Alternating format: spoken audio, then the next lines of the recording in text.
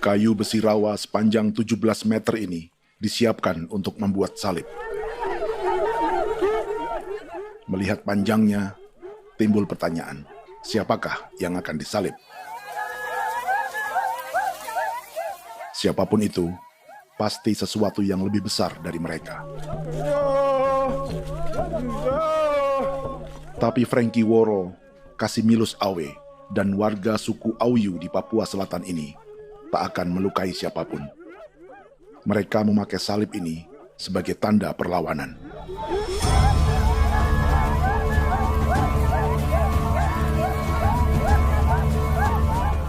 Yang mereka lawan memang lebih besar,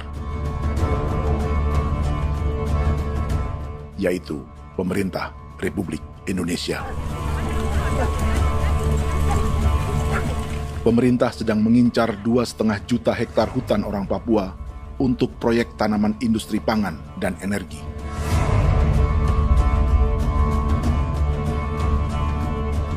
Ratusan kilometer dari salib orang-orang Auyu itu, orang Muyu sedang menyiapkan gerakannya sendiri. Tapi kali ini dalam bentuk sebuah pesta. Pesta yang disiapkan oleh marga Kimco Jinipjo selama 10 tahun.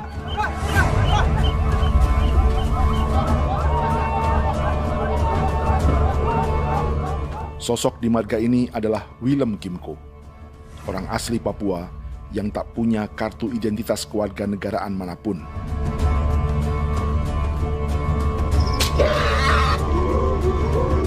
Pesta adat ini sudah cukup langka. Tak hanya di Papua, bahkan di kawasan Pasifik dan peradaban Melanesia.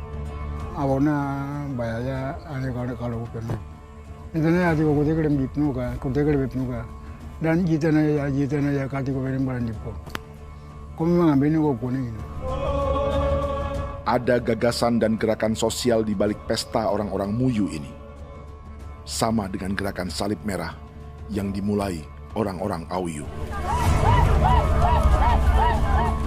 Salib ini akan menjadi yang terbesar dari 1.800 salib merah yang telah ditancapkan berbagai suku di Papua Selatan dalam 10 tahun terakhir.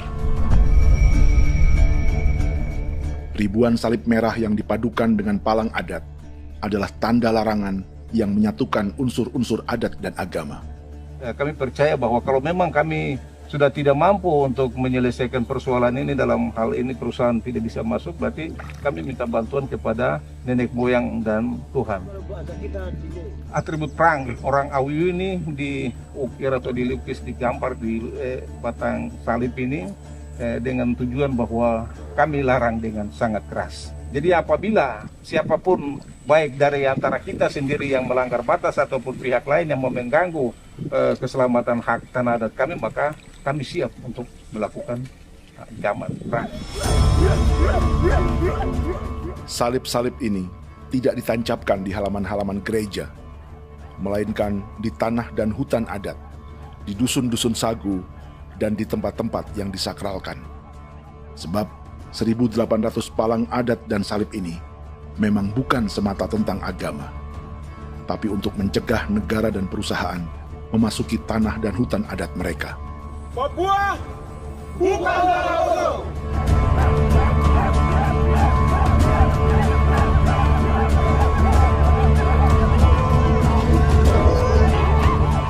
Di zaman TikTok ini, kami ingin menceritakan semua ini lewat film yang pendek.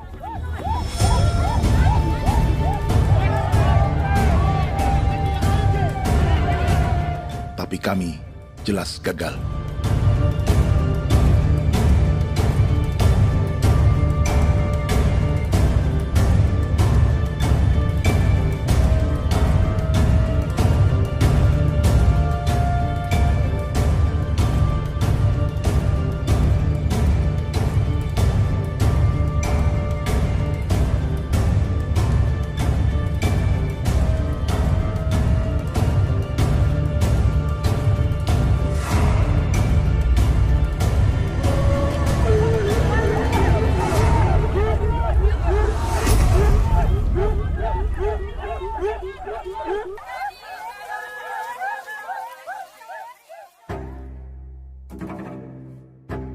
Di planet ini, ada 5 pemilik hutan hujan tropis terluas yang tersisa.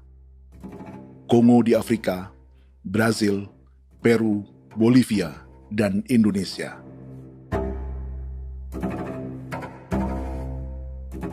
Di Indonesia, satu-satunya pulau yang hutannya masih terjaga adalah Papua, pulau terbesar kedua di dunia setelah Greenland. Lewat sejarah kolonialisme yang panjang, pulau ini kini dikuasai 2 negara. Bagian barat oleh Indonesia yang juga dikenal sebagai West Papua, dan bagian timur menjadi Papua Nugini.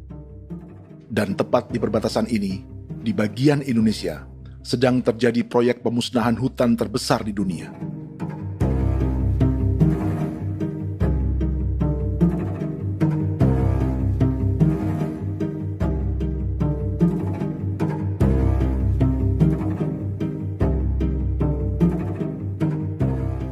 Pemerintah Indonesia sedang membuka lebih dari 2,5 juta hektar hutan untuk sawit, tebu, padi, dan peternakan.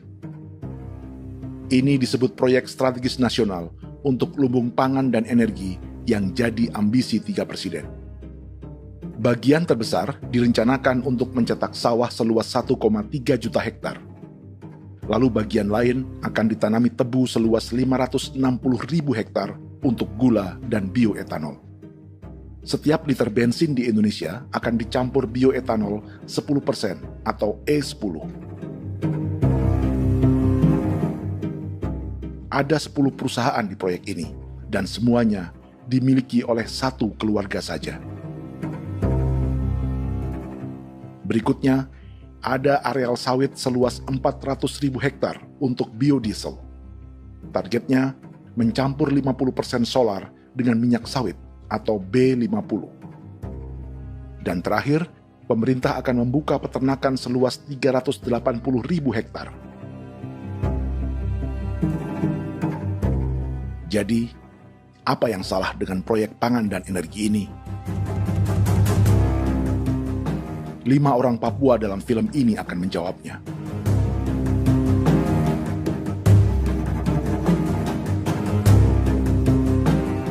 Yang pertama adalah Yasinta Moiwen dari suku Marin.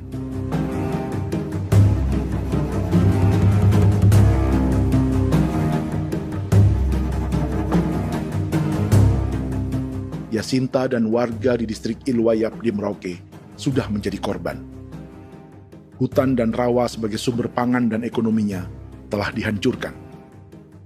Jalan sepanjang 135 km sedang dibuat, dan di kiri kanannya akan dicetak 1 juta hektar sawah.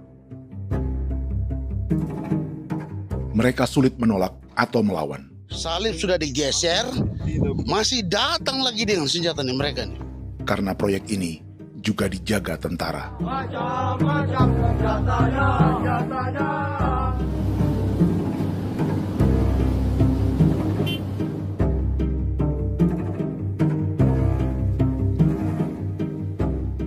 Yang kedua adalah Natalis Buer di distrik Tanah Miring, Merauke. Petani milenial ini merasa ditelantarkan. Sebab setelah hutannya diubah menjadi sawah, sebagian sawah-sawah ini tak tergarap. Orang asli Papua seperti Natalis tak punya modal untuk benih, pupuk, perawatan, hingga ongkos panen.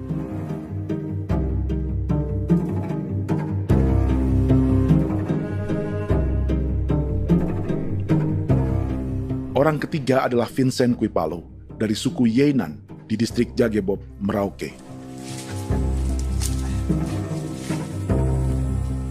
Vincent dan suku Ye sedang menjadi korban. Hutan adat orang-orang Ye sedang dihancurkan untuk perkebunan tebu dan bioetanol. Tanah mereka juga diincar untuk markas-markas militer, pasukan yang akan menjaga proyek pangan dan energi ini.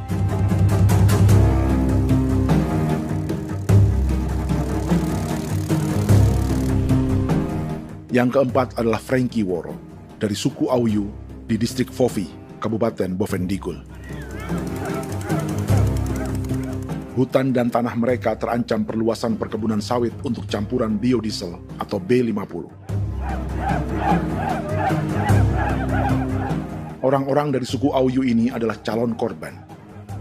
Merekalah salah satu pelopor gerakan Palang Adat dan Salib Merah. Meski kadang berseberangan dengan gereja yang mereka anggap lebih mendukung pemerintah dan perusahaan.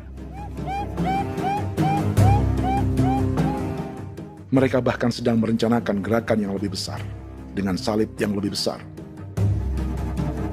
Tanah milik Somu Sobisiba itu bahwa tanah ini diciptakan oleh Tuhan dan memberikan warisan kepada kami. Kami ini hanya hak jaga.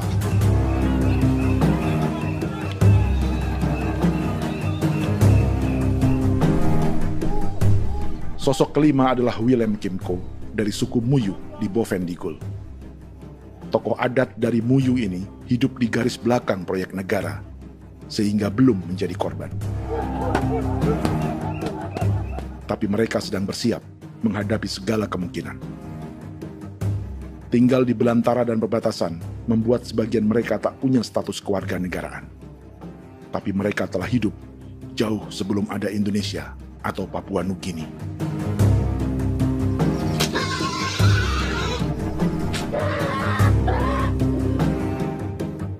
Kelimanya mewakili jutaan orang asli Papua yang sedang terancam eksistensinya. Jika kita merasa kepunahan peradaban Neanderthal di Eropa, Aztec dan Inca di Amerika, atau aborigin di Australia adalah sejarah masa lalu, film ini menceritakan bagaimana pemusnahan sebuah bangsa dan kepunahan sebuah peradaban sedang terjadi di masa hidup kita. Kepunahan bukan karena kerusakan lingkungan dan ruang hidup semata, juga karena dihantam 60 tahun operasi militer.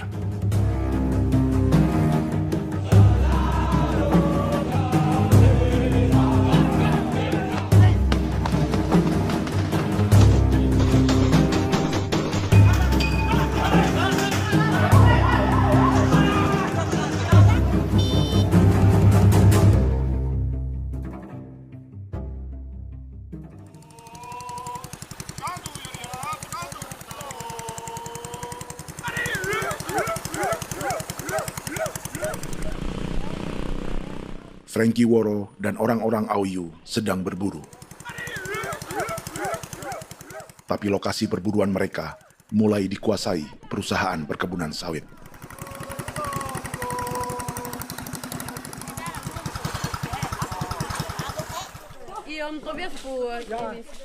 Kita akan menuju arah ke Inabusu. Di sana kami akan masuk di wilayah konsesi perusahaan PT Indo Asiana Lestari, dan di situ ya ada survei-survei mereka yang mereka pernah lakukan, tapi juga kami ada lakukan tanda-tanda saksi di sana.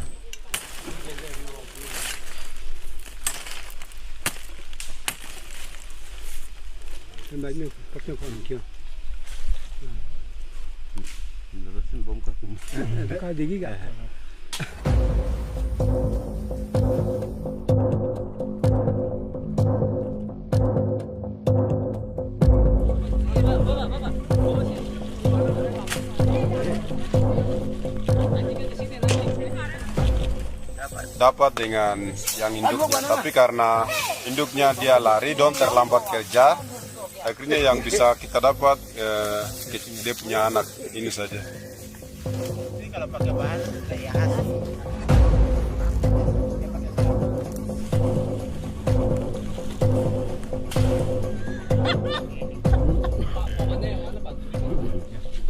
pohon ini pohon bitanggur, dia punya kayu ini kita biasa gunakan untuk kerja perahu, dan juga kulit depu getanya itu kita pakai untuk kerja ini, panah-panah ini lem, jadikan lem ini, panah-panah.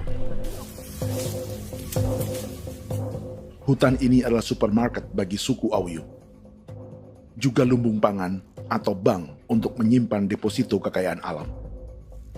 Hutan juga tempat yang penuh dengan sejarah suku, situs budaya, dan tempat-tempat sakral. Inilah yang sedang mereka pertahankan dari incaran pemerintah dan perusahaan. Untuk semua alasan ini, mereka menancapkan ribuan salib merah.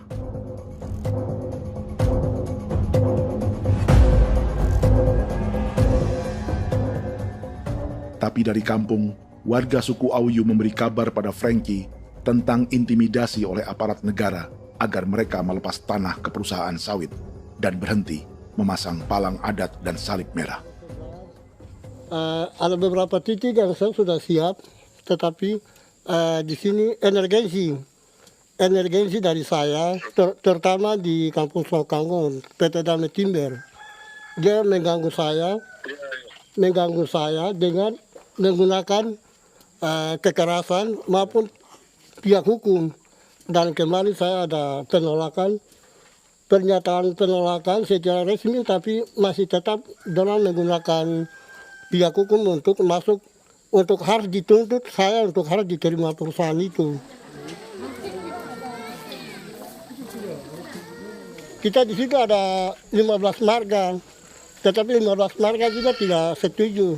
Marga-marga siapa yang terima dan marga-marga mana saja yang menolak. Nanti kita lihat dari pertimbangan itu, dan di situ dan kita undang mereka untuk bicara dengan kami. Sebagai sosok yang aktif dalam gerakan, warga Auyu terus memberi informasi lapangan kepada Frankie yang tak selalu berada di kampungnya. Itu pernyataan yang mereka paksa saya untuk tanda tangan itu, tapi sementara saya tidak tanda tangan. Data semua ada di tangan saya. Ya. Baik, kalau gitu itu lebih bagus karena tanda tangan itu yang berbahaya. Iya. Tanda tangan itu yang lebih berbahaya karena sekarang ini modern dan canggih, dan itu yang mereka biasa pakai untuk tipu muslihat. Mereka biasa pakai itu di tanda tangan itu. Betul. Dari Bambisa juga di Sofia dia masuk untuk memaksakan kami marga untuk harus menerima perusahaan itu. Tapi kemarin kami sudah menolak. Babinsa nama Bosco. Babinsa di sini nama Bosco. Oh. Itu yang sekarang strategi militer yang sekarang mereka pakai. Jadi yang penting masyarakat itu yang benar-benar mau menolak siap dukung ketua marga siapa yang nanti tampil. Ini adalah peta konsesi sawit untuk biodiesel dalam proyek strategis nasional. Dan di distrik Fofi inilah, orang-orang Auyu hidup dari sungai dan hutan. Tapi Frankie di Bovendigul masih lebih beruntung. Setidaknya dibandingkan Yasinta Moyen di Merauke yang sudah kehilangan hutan dan rawanya.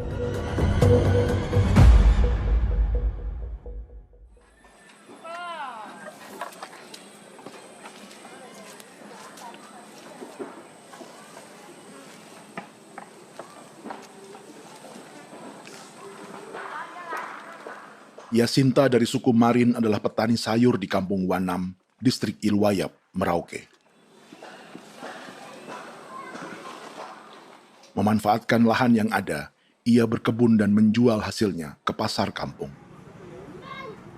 Ini ekonomi warga di Wanam untuk menghasilkan uang, lalu memberi barang kebutuhan yang tak bisa mereka produksi sendiri.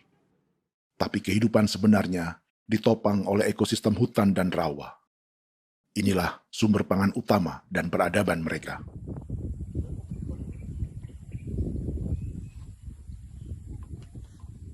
Namun ketenangan ini diusik ketika tiba-tiba pada Mei 2024, di Pelabuhan Wanam datang ratusan alat berat untuk proyek pangan dan energi pemerintah.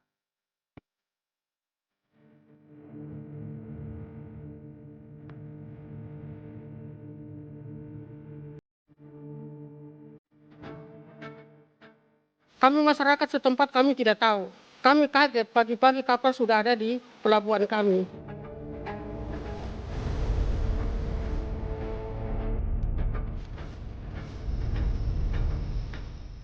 Yasinta Moiwen atau Enrika Gebze dan warga lainnya tak pernah diajak bicara atau dimintai pendapat.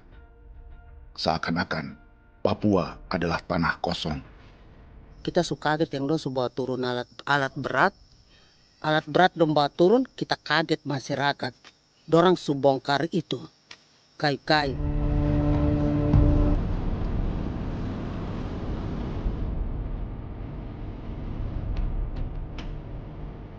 Bersamaan dengan alat-alat berat itu, juga berdatangan tentara Indonesia untuk mengawal proyek pembukaan hutan milik Jacinta.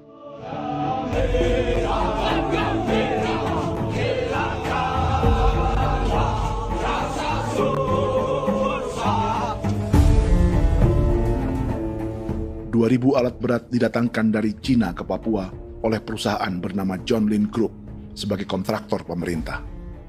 Ini disebut sebagai pesanan eskavator terbesar di dunia dengan nilai 4 triliun rupiah. Misinya membuka hutan dan rawa milik orang Marin, salah satunya untuk membangun jalan sepanjang 135 km. Sementara di kiri kanannya akan dicetak sawah yang ditargetkan seluas 1,3 juta hektar. Jalan berupa garis lurus ini bukan rute tradisional ekonomi masyarakat. Jalan ini akan menghubungkan kawasan perkebunan sawit dan tebu di sebelah timur, juga untuk mobilisasi pasukan militer. John Lin Group adalah perusahaan yang dimiliki Andi Samsudin Arsyad atau yang dikenal dengan Haji Isam. Sebagian orang mengenalnya sebagai pengusaha yang hobi balapan mobil.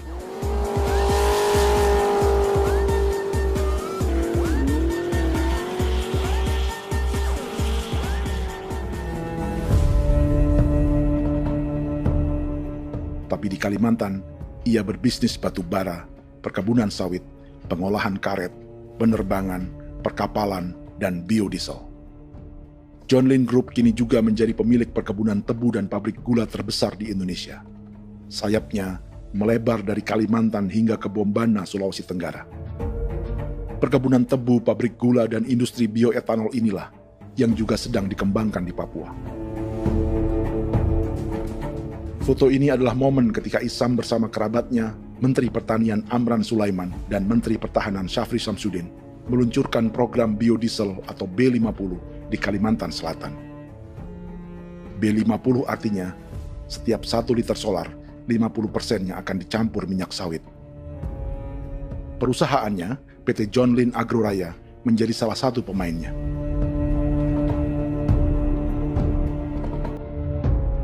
Sepanjang tahun 2025, saham PT John Lin Agroraya pernah naik hingga 700%.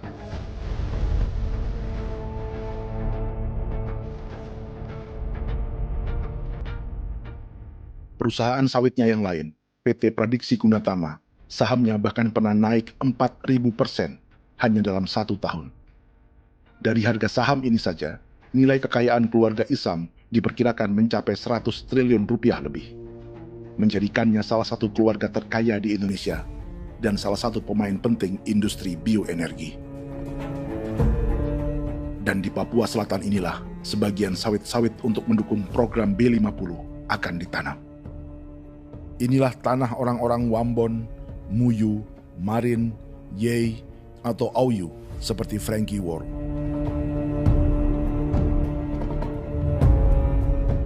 Haji Isam pernah menjadi tim kampanye nasional Presiden Joko Widodo dalam pemilu 2019 saat melawan Prabowo. Bintang Mahaputra Utama diberikan kepada Saudara Andi Syamsuddin Arsyad. Beliau berjasa luar biasa dalam mendorong pertumbuhan ekonomi daerah maupun nasional. Setelah menjadi presiden, Prabowo memberi gelar kehormatan Bintang Mahaputra Utama pada Isam.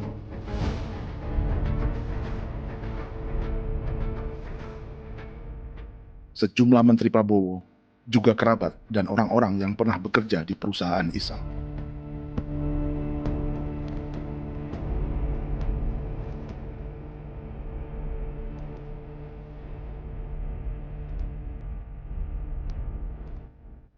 Lawan sebesar inilah yang sedang dihadapi Jacinta di kampung Wanam, Merauke.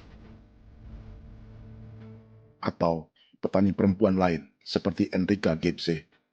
Jadi alam kita ini sudah rusak. Jadi kita itu biasa jalan dari sini tuh harus pasang jerat di situ, harus cari makan di situ lagi. Itu tempat-tempat itu pasang-pasang jerat, tempat babi, rusa, sekarang sudah tidak ada lagi.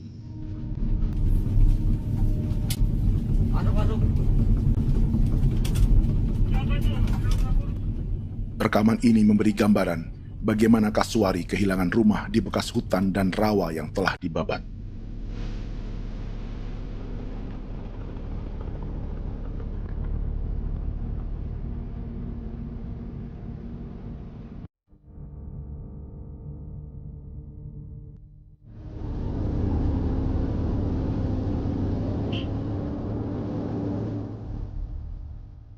Keterlibatan tentara dalam proyek pangan dan energi di Papua memakai dalih bahwa ancaman terhadap negara kini tak hanya perang secara militer, tapi juga melalui pangan dan energi. Kementerian Pertahanan pun terlibat karena proyek ini dianggap operasi militer selain perang. Jadi tugas kamu adalah menjaga sumber cadangan pangan nasional. Macam-macam senjatanya, Proyek ini menambah panjang alasan mempertahankan kehadiran tentara di Papua dalam 60 tahun terakhir. Saat ini, jumlah tentara Indonesia di Papua mencapai 56.000 personel, atau ada 1 tentara untuk setiap 100 orang Papua. Bandingkan dengan rata-rata nasional, di mana hanya ada 1 tentara untuk 696 penduduk Indonesia. Itu belum termasuk polisi. Artinya, 1 orang Papua dijaga lebih banyak senjata dari rata-rata penduduk Indonesia. Tanah yang akan diambil secara sepihak untuk kepentingan pembangunan batalion dan bandar antariksa. Ini bentuk perampasan masyarakat. Penolakan kehadiran markas-markas militer terjadi di sejumlah tempat di Papua. Tak hanya karena trauma dan ketakutan, juga karena mengambil tanah-tanah adat.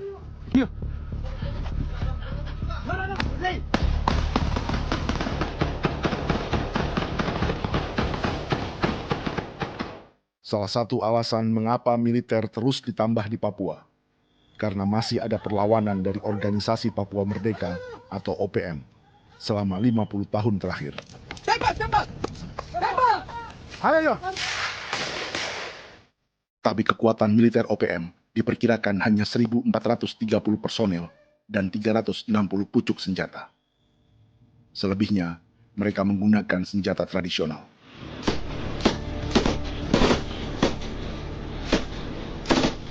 Dengan demikian, kekuatan tentara dan polisi di Papua 58 kali lebih besar dari gerilyawan Organisasi Papua Merdeka.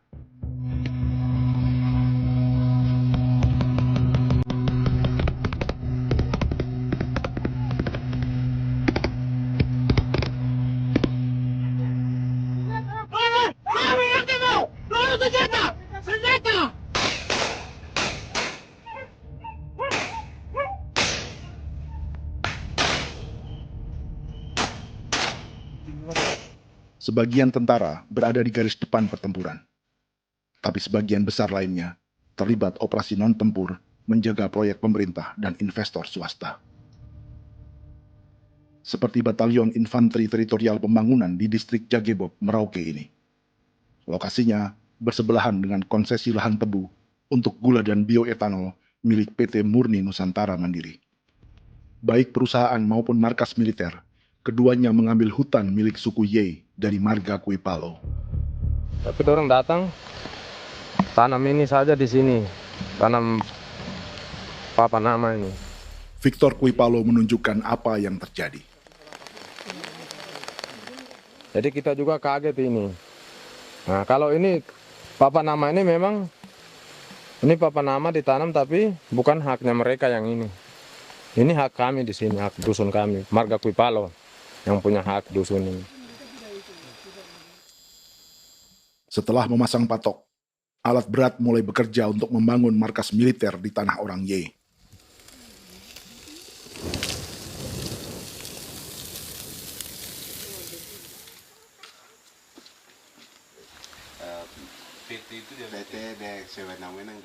Kehadiran markas militer mengkhawatirkan warga yang pernah mengalami trauma.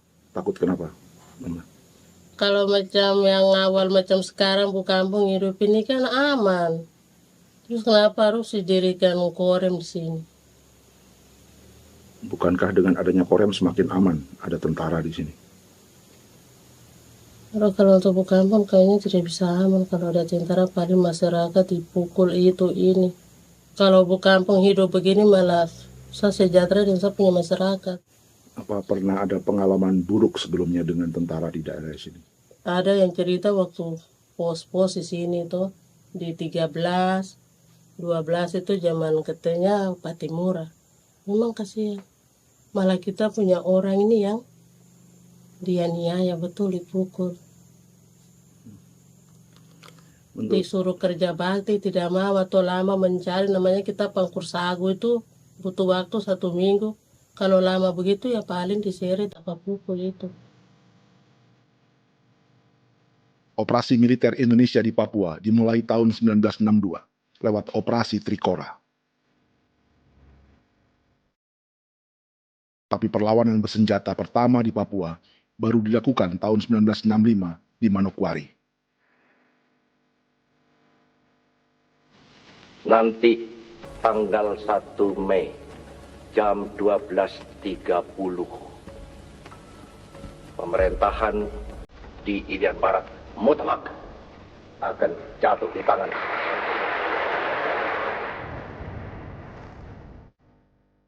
Sejak itu, selama 60 tahun, operasi militer untuk menaklukkan Papua terus dilakukan. Salah satu operasi militer paling berdarah adalah Operasi Wibawa untuk memenangkan Indonesia dalam jajak pendapat tahun 1969. 643 orang tewas di Paniai. Lalu disusul 4.146 korban tewas antara tahun 1977 hingga 1978.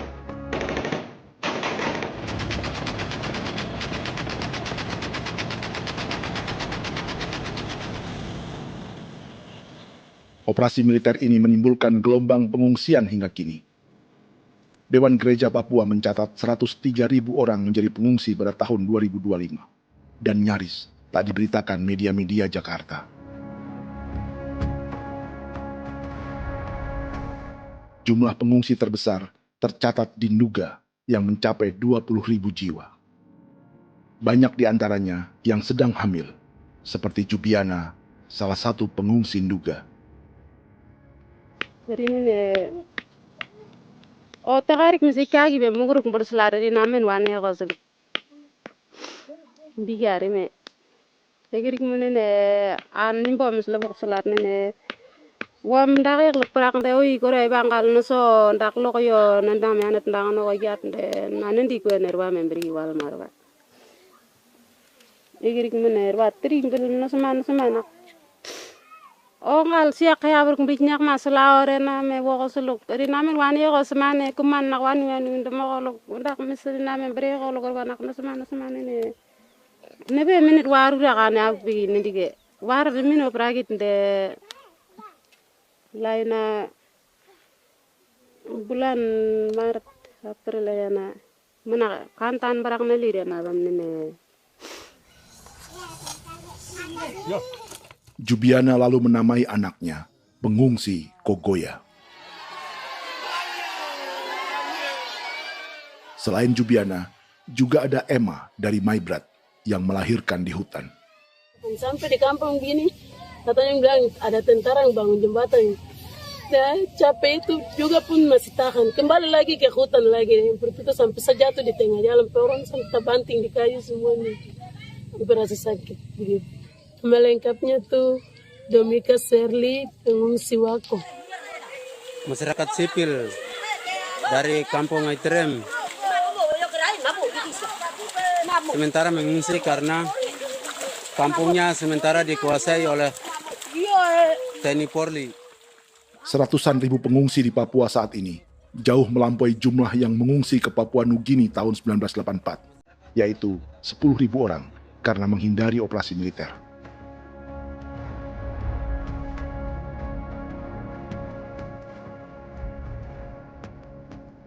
Bersamaan dengan operasi militer, eksploitasi sumber daya alam Papua juga dilakukan sejak masuknya tambang emas dan tembaga Freeport pada tahun 1967.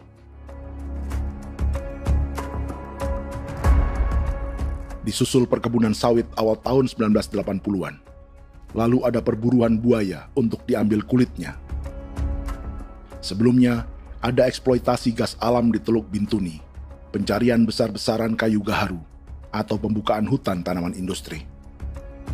Ini belum termasuk perburuan dan perdagangan ikan arwana di selatan Papua, penebangan kayu merbau dari hutan-hutan Jayapura, emas di Blok Wabu Intan Jaya, bahkan nikel di pulau-pulau kecil Raja Ampat. Dan kini, dalam skala yang belum pernah terjadi dalam sejarah, Papua dipaksa mencetak sawah, tebu untuk bioetanol, dan sawit untuk biodiesel.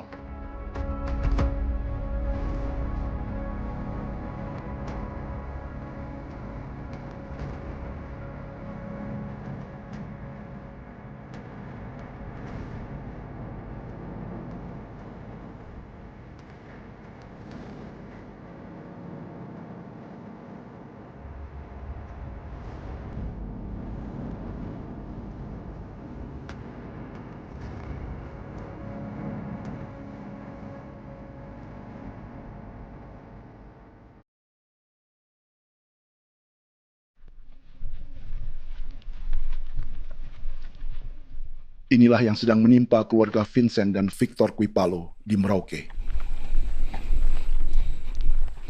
Hutan mereka diambil untuk markas militer dan industri perkebunan, PT Murni Nusantara Mandiri. 1 dari 10 perusahaan yang diberi konsesi untuk menanam tebu dan memproduksi gula serta bioetanol seluas 52.000 hektar.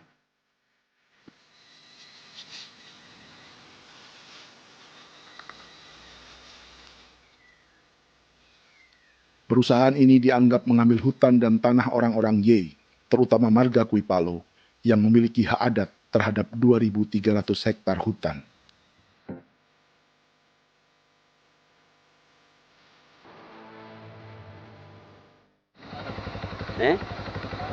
Tentara?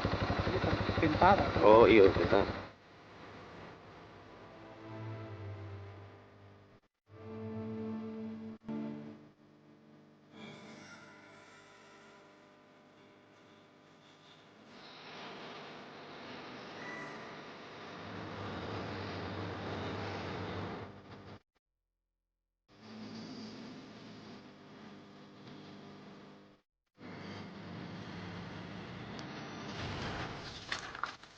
Keluarga Kuipalo sedang melihat apakah perusahaan semakin mengancam tanah mereka. Dan kekhawatiran itu terbukti. Ini makanya tadi saya bilang ini dari sini saja dekat ini sudah masuk di dalam ujung lapang ini. Ini hutan, yang ini hutan yang orang ada bongkar sekarang ini. Ini sudah punya alat sudah dekat ini. Dekat sekali ini. Ini sini. Nacau, kelapa itu yang jalan lama, jalan setapak ini. Dari udara, terlihat alat-alat berat semakin mendekati tanah orang-orang Ye, marga Kuipalo.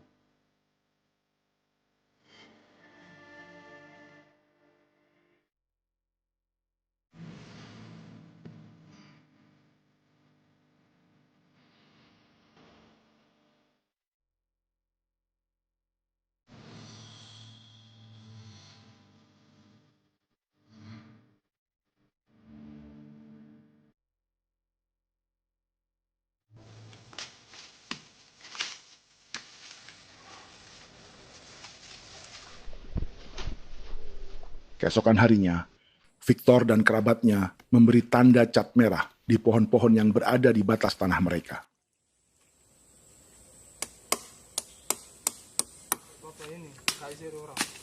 Tapi tanda peringatan adat ini tak diindahkan perusahaan.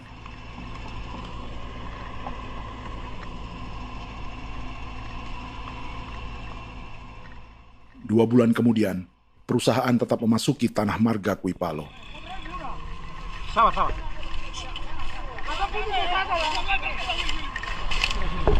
manusia, kau lihat. Tapi tidak sakit hati sekali saya kasih tahu adik. Ini sama baik kalau pikiran berubah lagi tangan, kami juga punya tangan. Hanya beda rambut. Mister itu juga. Woi. Buka. Tidak.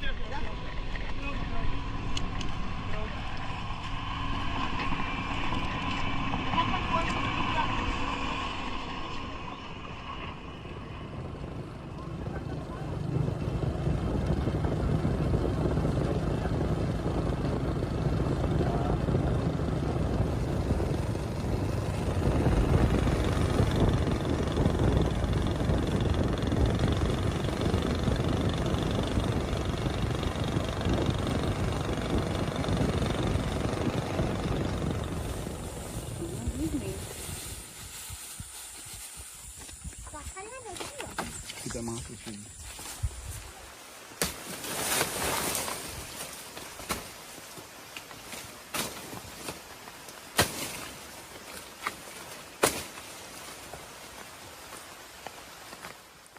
Jadi ya untuk itu seperti saya katakan tadi, apakah lebih baik kita tidak usah ada kah atau bagaimana, kita pisahkan, pisahkan dari negara ini kah? Jangankan tuh, saya kemarin bicara sama Daniel, datang sama saya dengan persoalan Kodam ini, saya bilang Pak Daniel kalau lebih baik saya ngungsi ke Papua Nugini. Dia bilang, aduh Bapak jangan begitu. Ya memang, kalau tidak bisa menghargai kami, lebih baik pilihan yang itu yang saya memilih. Lebih baik saya pindah dari sini. Saya mengungsi ke Papua Nugini, di negara tetangga. Masih di laut. Apa? Karena saya bilang sama Kapolsek, Pak, Agustus ini, 17 Agustus saya tidak kasih naik bendera merah putih. Saya bendera ada, nanti saya taruh di meja. Bendera saya ada. Karena saya punya pikiran percuma kita ini merasa bahwa kita hidup di bawah naungan merah putih. Ternyata merah putih tidak lindungi kami. Tidak anggap kami sebagai kami rakyatnya. Dia lambang negara. Dan kami menghargai lambang negara itu. Ternyata lambang negara ini, kita bernaung di bawah lambang negara ini, kita tidak dilindungi. Hak kita tidak dihargai.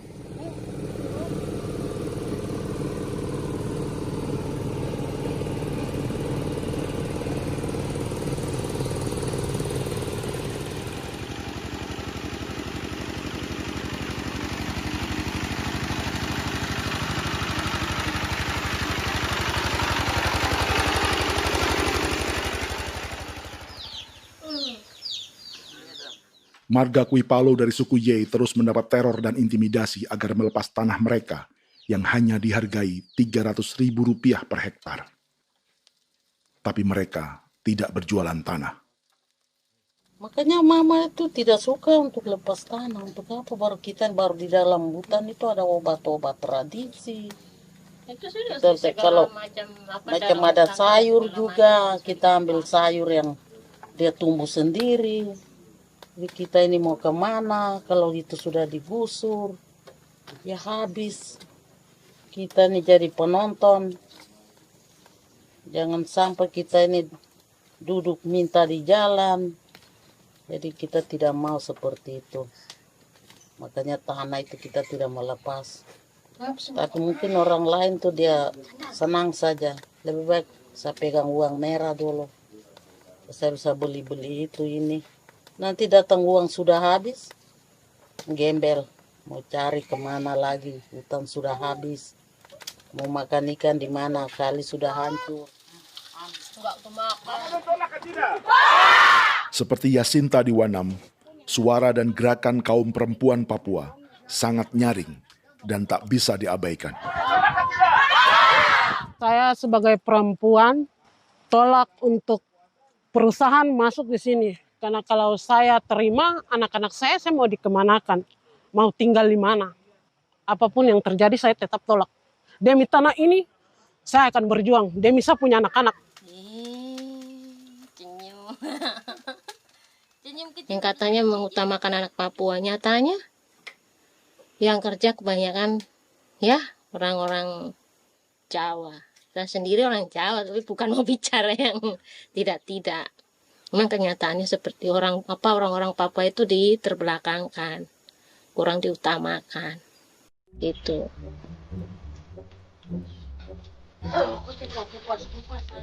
Proyek food estate seperti mencetak sawah, bukannya tak diikuti warga Papua.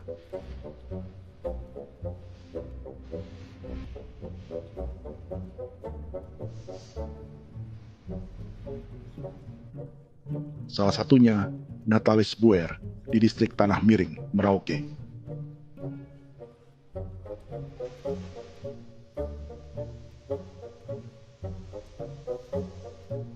Setelah menghabisi hutan, pemerintah Indonesia mencetak sawah untuk tanaman padi karena beras mulai menjadi makanan pokok menggantikan sagu. Sebagian besar penggarapnya adalah warga transmigran yang datang sejak era 1980-an. Bahkan petani transmigran sudah ada sejak Belanda membuka proyek padi kumbe di distrik Kurik. Lokasi yang sering jadi langganan pejabat Indonesia memamerkan sawah di Papua. Tapi Natalis juga ingin belajar menanam padi atau bersawah. Namun ia kesulitan karena dibutuhkan modal untuk benih, pupuk, hingga pemeliharaan dan panen. Lalu sawah-sawah ini pun mulai dikuasai pendatang.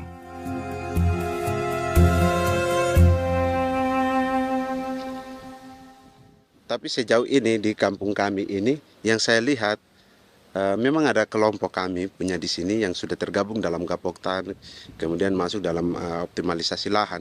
Tapi baru saya anak asli yang punya lahan di sini. Mereka tidak punya.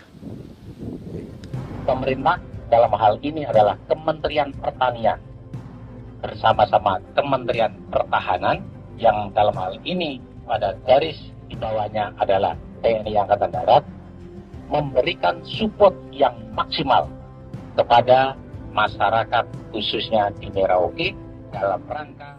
Saya kemarin habis 9 juta. 9 juta ya? Iya, 9 juta karena dia sudah tidak dipakai toh. Ya. Perempuan Papua seperti Filomena juga mau bertani. Pemerintah memberi bantuan Rp900.000 per hektar lewat program optimalisasi lahan atau OPLAH. Tapi dibanding biaya produksi dan harga jual gabah, Filomena mengaku berkali-kali rugi dan kini memutuskan tak lagi menggarap sawahnya. Terus kita harus cari uang untuk kondek. Betul. Karung kita beli. Karung beri sendiri lagi. Tenda kita beli. Ini dari yang offline ini don tidak siapkan. Tidak ada. Tidak ada ya, jadi mama don sendiri. Itu yang saya ada bilang, 900.000. Itu modal untuk kerja sawah ini. Mulai dari kerja sampai nanti panen. Panen. Wih, ngeri sekali. Iya, lucu toh? Tidak dapat itu. Betul, Mam. Kalau disuruh tanam ubi berhektar-hektar, mari datang. Kita tahu cara rawatnya bagaimana, iya. Tanamnya bagaimana, tanam model bagaimana supaya hasilnya model begitu. Kita tahu. Kalau yang ini kan kita baru belajar. Sebagian hutan milik warga Senayu di Merauke sudah dibuka untuk sawah dan kebun tebu oleh PT Global Papua Abadi. Proyek pertanian ini dikerjakan oleh Kodim Merauke. Mereka melepas sebagian tanah karena ingin belajar bertani. Saya tete nenek moyang tidak ajar saya tanam padi. Tapi saya mau berubah. Generasi saya yang berikut ini besok lusa tidak bisa makan pisang, sagu. Namun program optimalisasi lahan yang dijanjikan dengan berbagai bantuan tak dirasakan Filomena. Obat rumput beli, obat padi beli, jonder kita bayar, bahkan bibit masih kurang, cari bibit lagi beli. Jadi saya memang kalau program pemerintah saya sama sekali saya tidak suka. Baku tipu saya.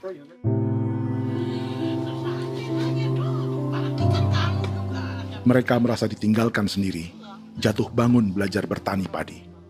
Sementara sumber pangan dan air yang semula mudah didapat, kini telah berganti sawah dan kebun tebu. Dulu kita masih bisa jalan, nanti masak di kali, pakai air kali. Minum pakai air kali. Sekarang, kok mau masak? Tidak ada air, air sudah susu, mau minum tidak bisa. Sudah dengan obat. Drone semprot tebu itu saja drone. Drone yang semprot.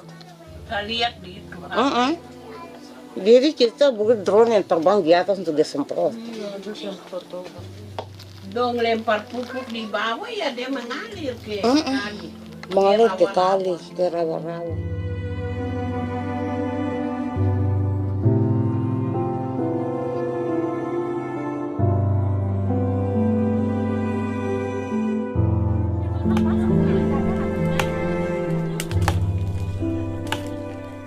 Seperti pertanian sawah bagi orang Bali atau Toraja, Bagi orang Auyu dan suku-suku lainnya di Papua Selatan, sagu juga bukan semata tentang pangan.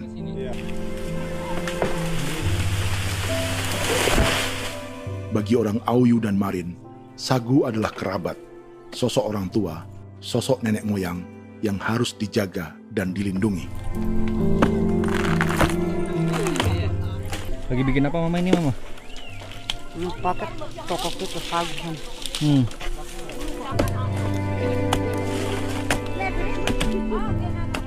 Kami diingatkan oleh leluhur, sagu itu tidak boleh digusur dan tidak boleh diganggu dengan cara apapun, dan di dalam rangka kepentingan apapun tidak boleh.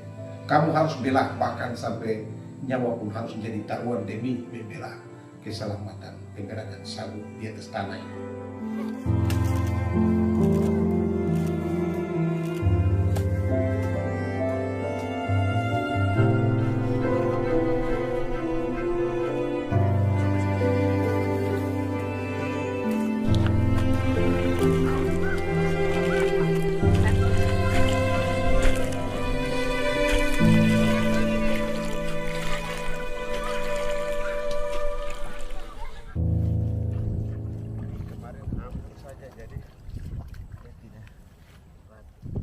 Menurut Natalis, pemerintah di Jakarta mendefinisikan lumbung pangan semata urusan beras dan mencetak sawah.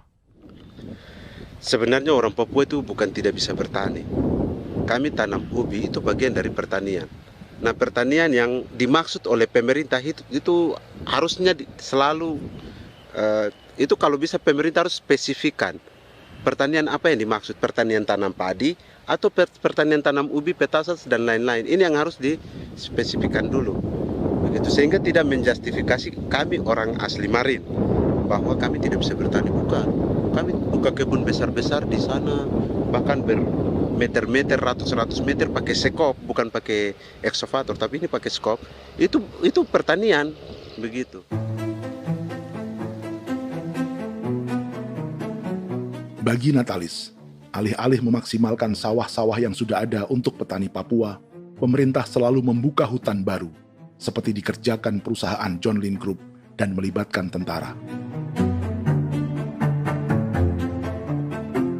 Padahal, sejarah keterlibatan militer dalam proyek food estate atau cetak sawah adalah sejarah kegagalan yang bertubi-tubi 4 presiden selama 30 tahun terakhir.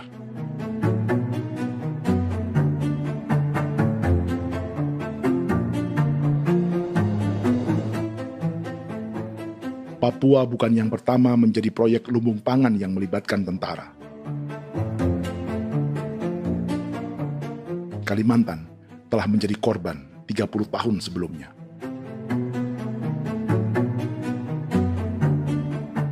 Ini adalah bekas hutan yang sudah dibuka di Pulang Pisau, Kalimantan Tengah. Tahun 1996, di era Presiden Jenderal Soeharto, ia menghabisi 1 juta hutan di lahan gambut untuk mencetak sawah demi memenuhi ambisi swasembada beras, bukan swasembada pangan. Hutan tropis Kalimantan dihabisi dalam skala yang belum pernah terjadi dalam sejarah. Di bawah rezim militeristik, tak ada yang berani melawan keinginan Soeharto, termasuk orang Dayak seperti Kuneng. Nggak bisa dihalangi itu. Nggak boleh dihalangi.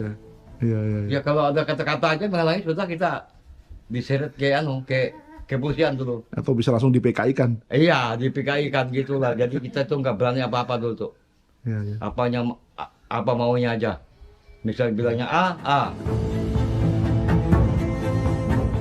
Setahun setelah pengundulan hutan skala besar itu, tahun 1997, untuk pertama kalinya Kalimantan mengalami kebakaran lahan dan kabut asap terbesar dalam sejarah.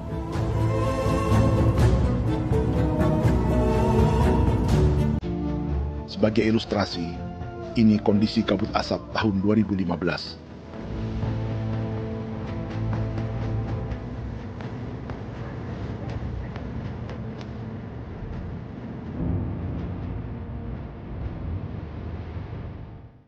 Proyek 1 juta hektar sawah Jenderal Soeharto itu gagal. Bendungan dan saluran irigasi mangkrak hingga kini.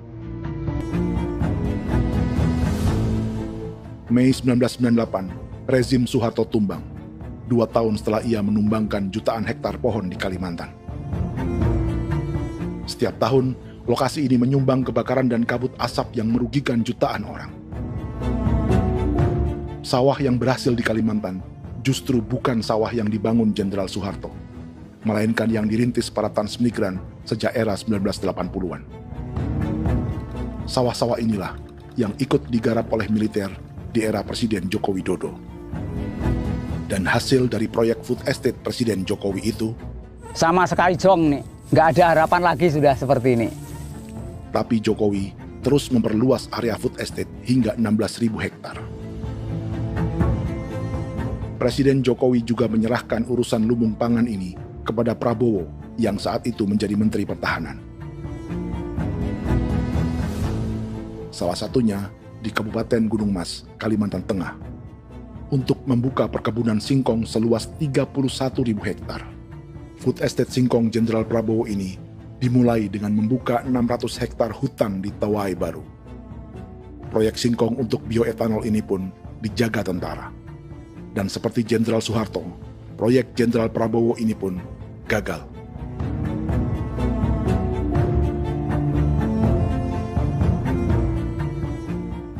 Dengan reputasi ini, Joko Widodo dan Prabowo justru sedang membuka 2,5 juta hektar di Papua.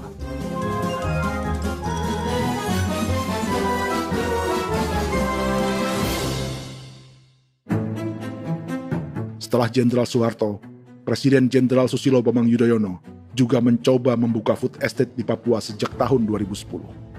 Namanya Merauke Integrated Food and Energy Estate atau MIFE. Proyek ini juga gagal. Lalu di lokasi yang sama, Jokowi berusaha meneruskan dengan proyek mencetak sawah 1,2 juta hektar yang juga gagal. Sekarang yang paling siap adalah 1,2 hektar. Yang 1,2 juta hektar.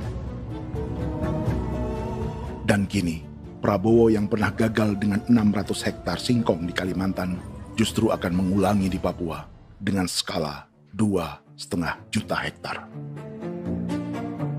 Di daerah Papua pun harus ditanam kelapa sawit supaya bisa menghasilkan juga BBM dari kelapa sawit. Dalam setiap proyek pangan dan energi di Papua, yang lebih menonjol bukan tanaman pangannya, melainkan untuk energi atau bahan bakarnya. Sawit untuk biodiesel dan tebu untuk industri bioetanol. Ada 10 perusahaan yang diberi konsesi hingga 0,5 juta hektar untuk tebu. Dan 10 perusahaan itu dimiliki oleh 1 keluarga saja.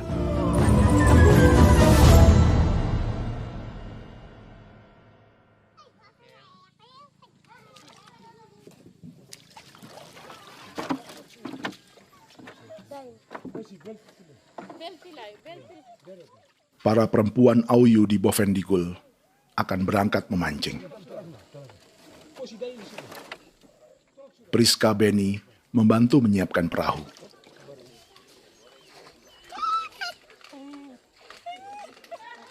Mereka akan mengumpulkan bahan pangan di hutan untuk persiapan acara penancapan salib merah berikutnya.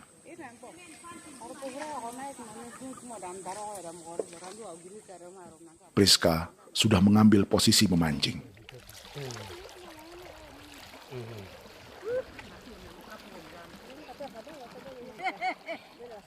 1.800 salib merah telah dipasang di wilayah adat berbagai suku di Papua Selatan untuk menghalau perusahaan sawit dan tebu.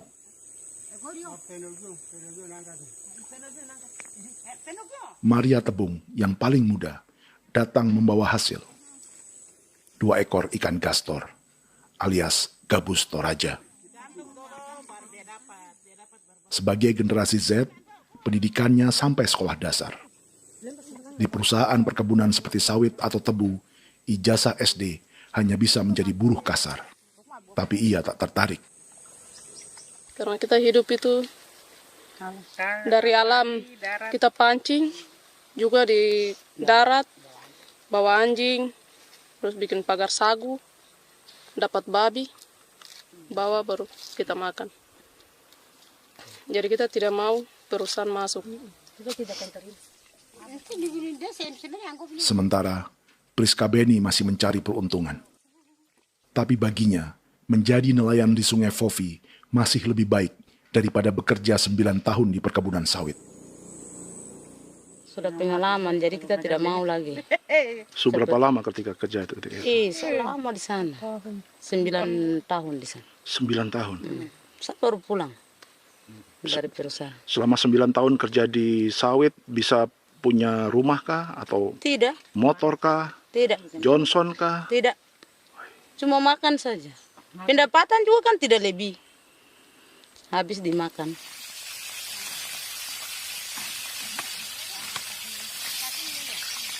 Satu minggu libur berapa hari? Tidak libur. Minggu tetap kerja? Tetap kerja. Tidak bisa ke gereja?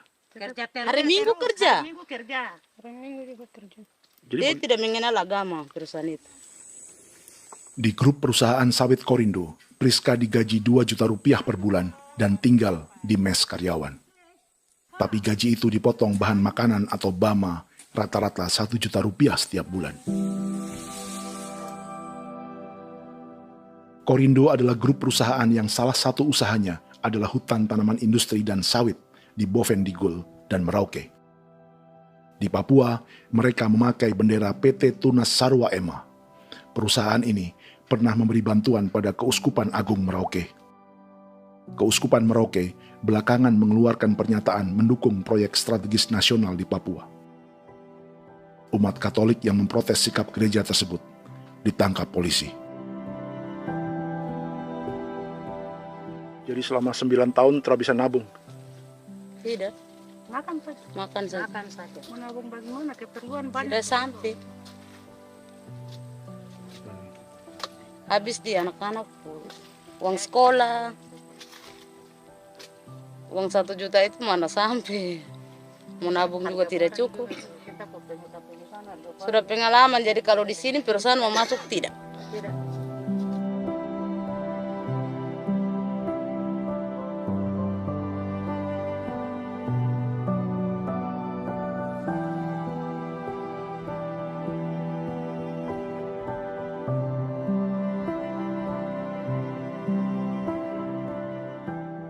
Dan menu makan siang seperti ini agaknya sulit bagi buruh sawit atau tebu yang digaji 2 juta rupiah per bulan.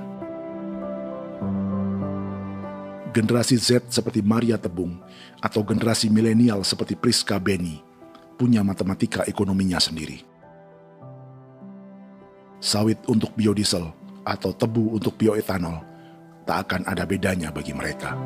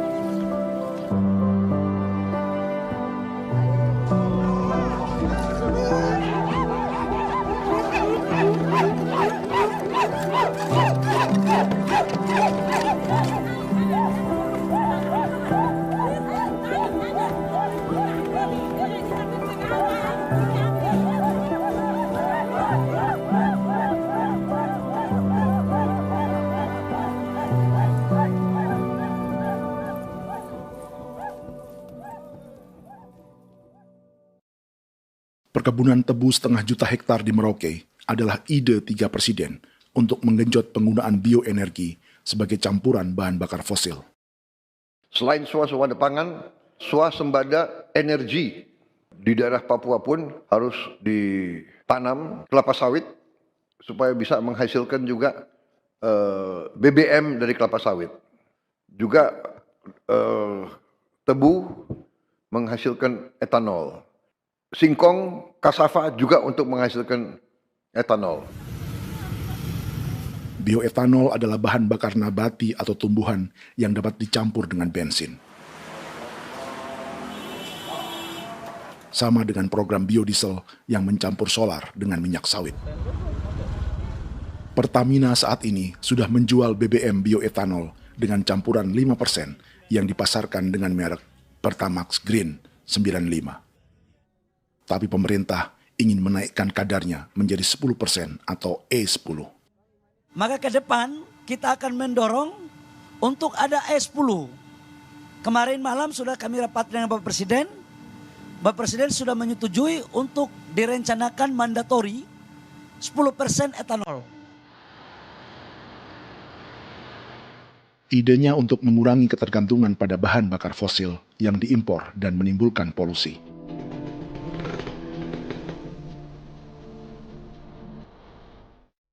Tapi bioetanol bukannya tak mengorbankan lingkungan, hutan, rawa, dan manusia. Karena program E10 membutuhkan 7,3 miliar liter bioetanol, maka lahan yang dibuka untuk menanam tebu bisa mencapai 1,3 juta hektar. Sementara saat ini, luas perkebunan tebu di Indonesia hanya 500 sampai 600 ribu hektar.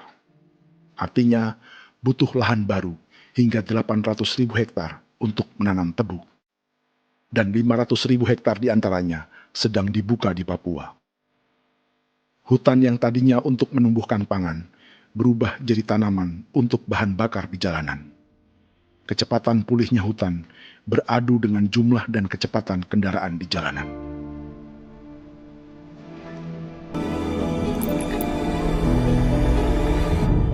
Dahaga terhadap energi tak pernah bisa dipuaskan.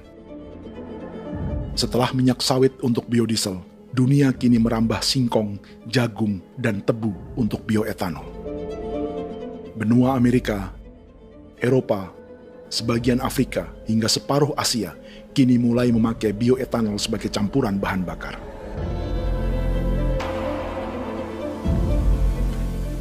Selain perebutan lahan, masa depan dunia juga dibayangi semakin mahalnya harga pangan karena persaingan antara perut manusia dengan tangki kendaraan. Ini adalah lokasi perkebunan tebu dan bioetanol PT Murni Nusantara Mandiri yang mengancam tanah Vincent Quipalo dan orang-orang Ye di Merauke. Beberapa kilometer di selatan adalah PT Global Papua Abadi yang mengancam tanah orang-orang Muyu dan Marin. Dua perusahaan ini adalah bagian dari 10 perusahaan yang mendapat konsesi lahan untuk tebu dan bioetanol di Merauke. Batas konsesi mereka bahkan sama dengan batas negara Indonesia dengan Papua Nugini. Salah satu ciri bahwa peta konsesi ini dibuat di Jakarta dari atas meja. Sama seperti kolonial Inggris dan Belanda ketika mereka membagi Pulau Papua dengan garis lurus pada abad 19. Seakan Papua adalah tanah kosong.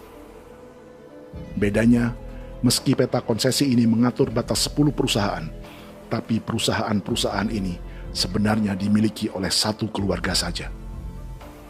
Ini nama 9 dari 10 perusahaan tebu dan bioetanol di Merauke, Papua. 99% saham mereka dimiliki sebuah perusahaan bernama PT Merauke Nusantara Manis. Sementara 1% sisanya dimiliki PT Merauke Gula Mandiri. Tapi saham kedua perusahaan ini dimiliki PT Merauke Sugar Group. Dan perusahaan ini, 90% sahamnya dimiliki pengusaha bernama Angelia Bonaventure Sudirman, serta perusahaan bernama Zico Trust dan Resource Harvest. Lalu 10% lainnya dikuasai PT Papua Energi Abadi, yang pemiliknya adalah Dudi Christian dan Angel Madeline.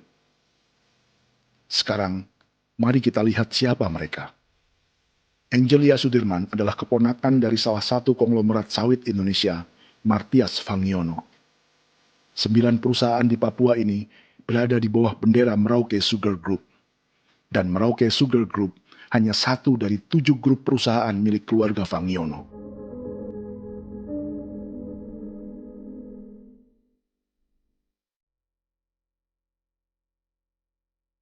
Ini Martias Fangiono. Seperti Haji Isam, Martias selama ini dikenal sebagai pengusaha sawit yang kini merambah bisnis tebu dan bioetanol. Ini momen saat penanaman perdana tebu di Merauke bersama Presiden Joko Widodo Juli 2024. Di sini juga ada anak Martias Fangiono, yaitu Wirastuti Fangiono. Wirastuti adalah salah satu yang menonjol dari keluarga Fangiono. Tahun 2025, Forbes mencatatnya sebagai konglomerat termuda dengan kekayaan 23 triliun rupiah yang mengendalikan 2 grup usaha, FAP Agri dan Surya Dumai Industri. Keduanya adalah perusahaan sawit dan biodiesel. Anak dan bapak ini adalah investor utama bagi Jokowi dan Prabowo untuk proyek tebu dan bioetanol di Papua. Sementara yang ini adalah Martua Sitorus, pemilik raksasa agribisnis dunia, Wilmar International, yang juga memegang konsesi sawit di Papua lewat berbagai perusahaan. Tapi Martua kini memakai bendera baru, yaitu KPN Corporation atau Karunia Prima Nastari. KPN inilah yang memiliki kelindan bisnis dengan keluarga Fangiono untuk proyek tebu Merauke. Apalagi grup Wilmar yang didirikannya juga pemain gula utama di Australia. Tahun 2010, Wilmar membeli 100% saham perusahaan gula terbesar Australia, Sucrogin. Akuisisi senilai 1,5 miliar dolar Amerika ini langsung menjadikan Wilmar pemain tebu terbesar kelima dunia. Sebagian bibit tebu yang ditanam di Merauke adalah varietas yang dikembangkan Lembaga Riset Gula Australia atau Sugar Research Australia. Sugar Research Australia lalu menjalin kontrak pengembangan bibit dengan PT Global Papua Abadi milik Fangiono. Tapi masalahnya, Sugar Research Australia adalah badan publik yang tugasnya memajukan petani tebu dan sebagian dananya berasal dari pajak warga Australia. Itu artinya, warga Australia membiayai pengembangan bibit tebu untuk investor dan pemerintah Indonesia. Dokumen ini menunjukkan bahwa lembaga yang dibiayai warga Australia itu pernah memiliki kontrak penyediaan bibit dengan PT Global Papua Abadi milik keluarga Fangiono. Kontrak itu baru berakhir pada November 2024. Artinya, saat Presiden Jokowi dan keluarga Fangiono menanam bibit tebu pada Juli 2024 ini, kontrak itu masih berlaku.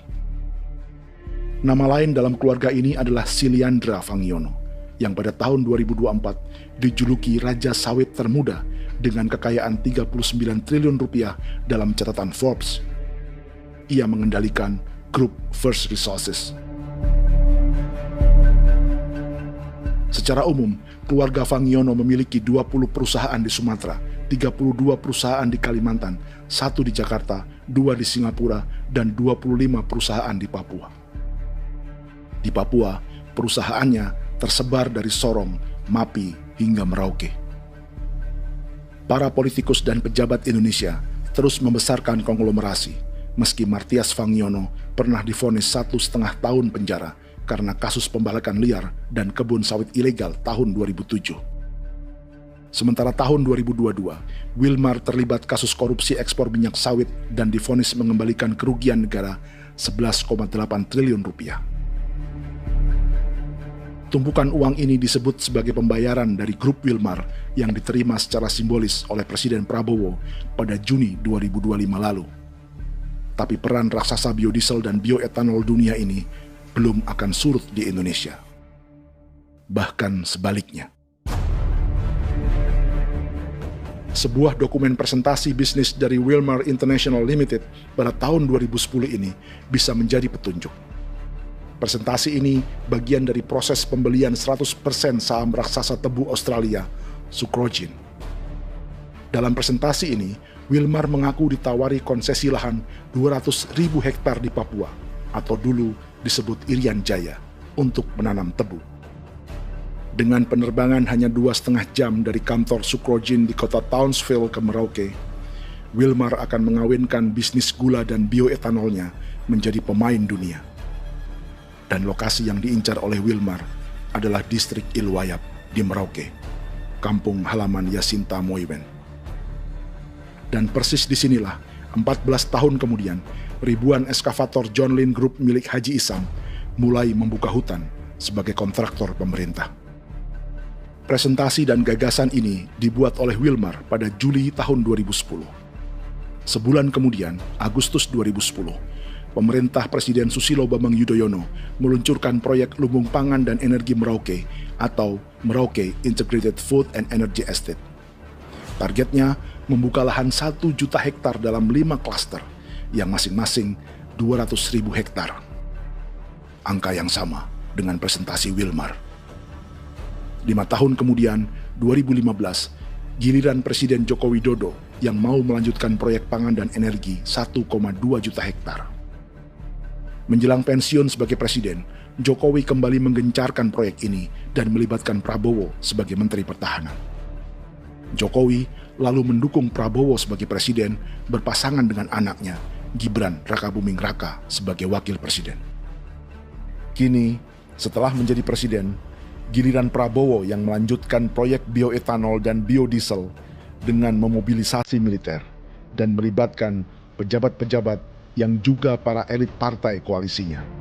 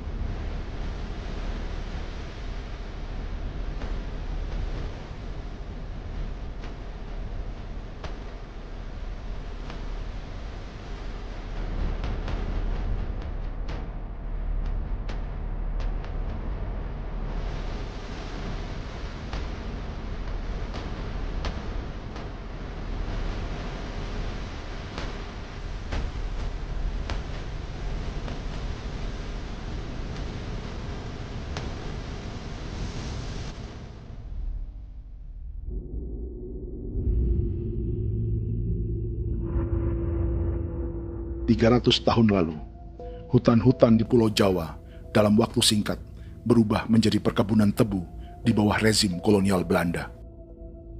Orang Jawa menjadi buruh dan petaninya dipaksa menanam tebu. Dari kolonialisme dan politik tanam paksa itu, Belanda memperkaya negara dan para investornya. Tak puas membuka hutan untuk perkebunan di Jawa dan Sumatera, kolonial Belanda menanam tebu hingga di Suriname dan mengerahkan ribuan orang Jawa sebagai buruh pada tahun 1890. Inggris yang sudah menguasai negara seluas India dan Papua Nugini pun masih menanam tebu jauh di tengah Samudra Pasifik, di tanah orang-orang Fiji. Lalu memindahkan puluhan ribu orang India menjadi buruh di sana. 200 tahun sebelumnya, ratusan ribu orang Afrika bahkan diperbudak untuk bekerja di perkebunan-perkebunan tebu Spanyol dari selatan Eropa hingga Karibia, Kuba, atau Jamaika. Jika dulu tebu menjadi gula atau emas putih, kini cerita kolonialisme tebu berlanjut di Papua untuk bahan bakar nabati atau bioetanol. Dan seperti semua cerita tentang kolonialisme, akan ada yang berpesta dan ada yang membayar. Dalam setiap cerita pesta kolonialisme, baik di Jawa, Karibia, atau di Papua, selalu melibatkan para elit lokal, dari pejabat, perwira, hingga agamawan. Tapi dalam setiap kolonialisme, juga selalu ada cerita tentang mereka yang mempertahankan diri dan melawan.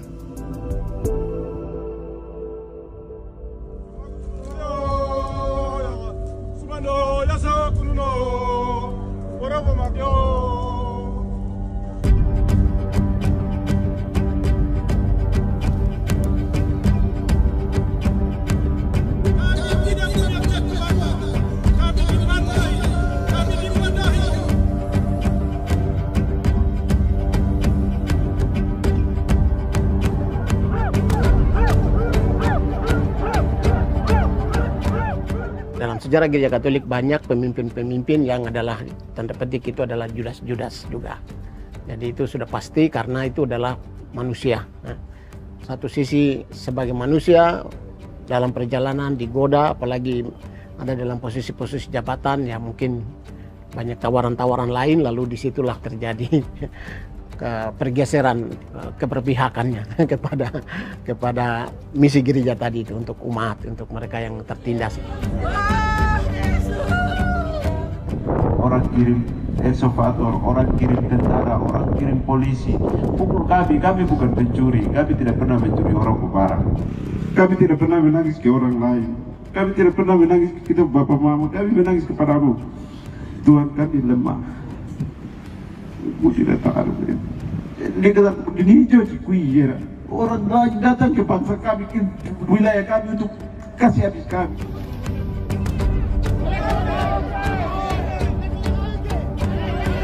Ya Hakimam Dehi, Ya Hakimam Dehi, Bono Ya Hadikul Dehi, Bono Ya Hadikul Dehi. Kita buat sasi seperti begini untuk menolak perusahaan apapun yang masuk di tanah kami. Kalau kita kasih, kita bikin rusak sekarang, kita punya generasi berikutnya mau dapat kemana. Jadi kita nyatakan sikap di sore hari ini, kami tolak. Apa yang dilakukan pemerintah untuk PSN adalah kejahatan. Pemerintah bagian dari kejahatan, aktor perusak dan pembunuh terhadap negara, terhadap alam, hutan, terhadap manusia. Jadi negara jadi aktor pembunuh. Jadi Pilatusnya siapa? Negara, pemerintah Jakarta ini. Tanah Wiu bukan tanah kosong. Masyarakat adat kami siapa? Perusahaan tolak. Biar nasa.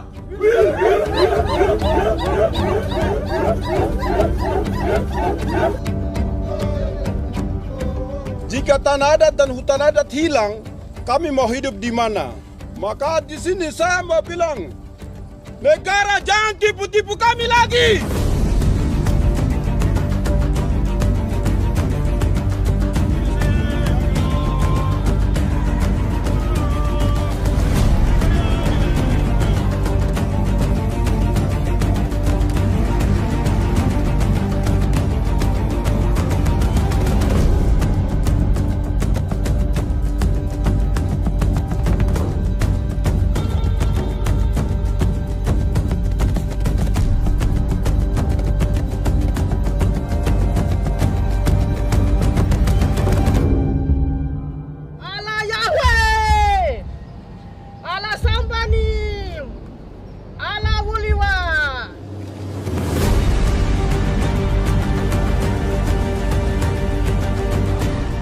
Kalau kami dianggap orang Papua itu bagian daripada Republik ini, tolong hargai kami. Dengan adanya PSN, PT John Hindrup yang sudah menerobos tanah kami dan hutan kami, merusak alam kami. Itu yang kami datang ke Jakarta jauh-jauh dari Papua. Kami mau bersuara kepada Bapak Presiden Prabowo Subianto, di mana keadilan untuk masyarakat Papua. Tolong lihat masyarakat Papua yang sudah mati. Kami bersepakat menyatakan, 1. Gereja-gereja di Indonesia mendukung masyarakat adat yang menolak proyek strategis nasional di tanah Papua. 2. Gereja-gereja di Indonesia menolak militerisme dan otoritarianisme di Indonesia.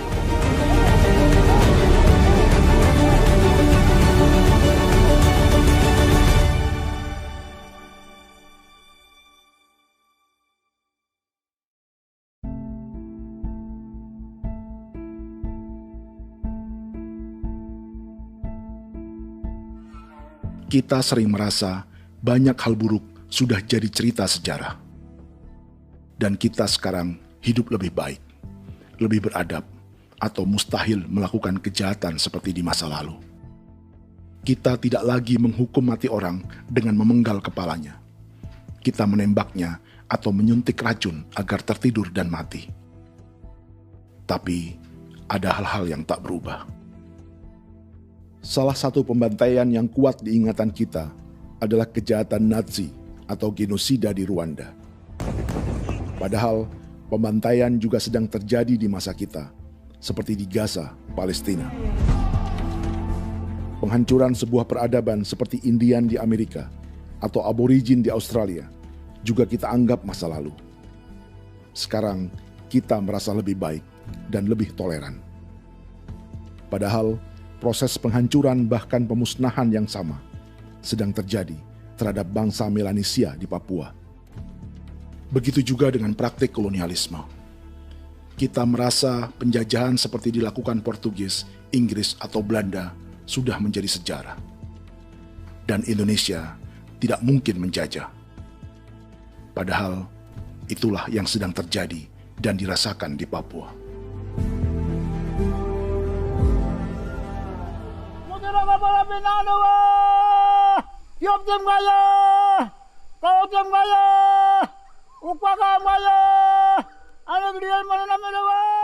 Jalannya sejarah ini disadari Willem Kimco di pedalaman Bovendigol, Papua. Hidup terpencil dan tak tersentuh urusan negara bukan berarti selalu aman.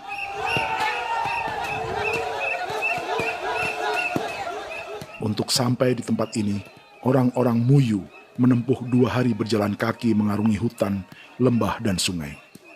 Termasuk mereka yang datang dari perbatasan Papua Nugini. Mereka berkumpul untuk memenuhi undangan pesta adat yang disebut Awon Atatbon atau Pesta Babi. Yang mengundang adalah marga Kimco Jinipjo. Yang dituakan di marga ini adalah Willem Kimco. Ia tak punya kartu tanda penduduk dan kewarganegaraan manapun, baik Indonesia atau Papua Nugini. Tahun 1984, 10.000 orang Papua, terutama suku Muyu, mengungsi ke Papua Nugini untuk menghindari operasi militer Indonesia, termasuk Willem Kimco.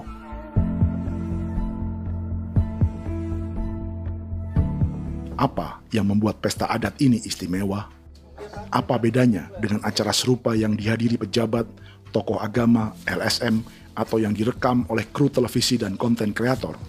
13, 14, 18. Pertama, untuk membuat pesta babi, orang Muyu perlu persiapan selama 10 tahun. Sebab, babi-babi yang akan jadi bagian dari pesta ini tak boleh dibeli, alias harus dipelihara sendiri. Babi-babi ini bukan bantuan pejabat pemerintah, gereja, atau LSM.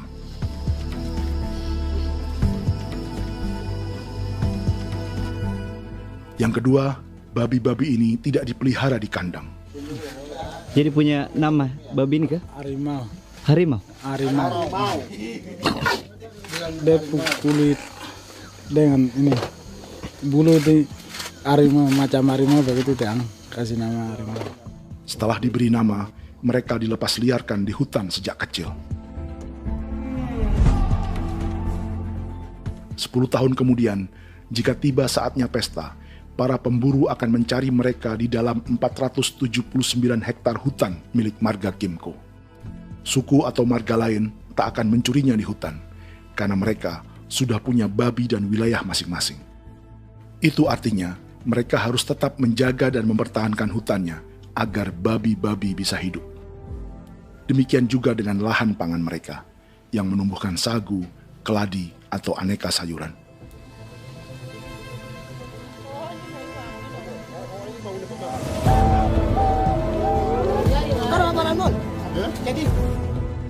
Yang ketiga, dalam Awon Atatbon atau pesta babi, binatang ini tidak dimakan secara gratis. Setiap marga atau klan dalam suku Muyu akan membayar jerih payah tuan rumah menjaga hutan dan memelihara babi.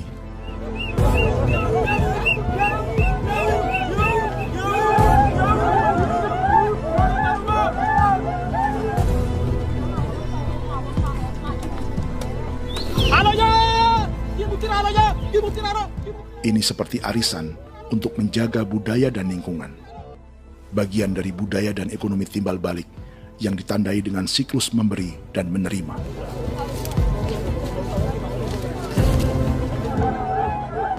Ini juga cara orang Muyu membangun dan memperluas aliansi. Awon bet begul bet, ulan yau kandowet, asat bet anani, asat bet yang liga anani, oh, ado amten anani, menini tu ni jaga, kepo kemo kau di mana? Kepo kemo mayat ni. Kep tetek no mayango, kep kan in between ni ke iftore ven. Ni ven ni tanah ya kadek me. Oke, kep kan nanti kutu apa? Kepo kep pasak kutu orang ni. Kon kene man gini wani wani. Koko kati bolon ya bengo. Koko kuning bolon ya. Jika Willem Kimco dan marganya bisa menjaga hutan dan wilayahnya, marga lain ikut diuntungkan sebagai sebuah ekosistem. Demikian juga sebaliknya.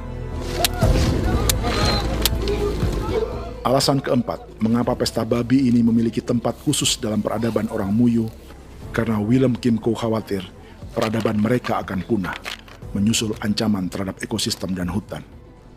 Setiap marga atau klan harus mengkonsolidasi diri dan membangun aliansi.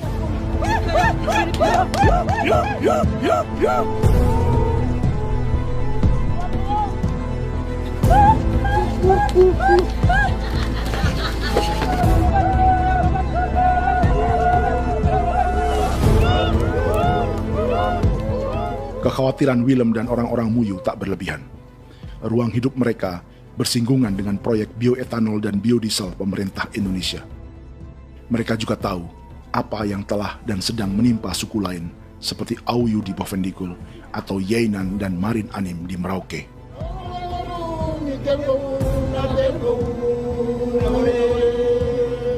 Jika suku-suku lain menggunakan palang adat dan salib merah sebagai gerakan perlawanan, orang-orang Muyu memakai pesta babi untuk mempersiapkan diri dan konsolidasi. Sebab, berbeda dengan saat mengungsi tahun 1984, kali ini yang datang ke tanah orang-orang Muyu tak hanya tentara, juga alat-alat berat bersama para pebisnis pangan dan energi.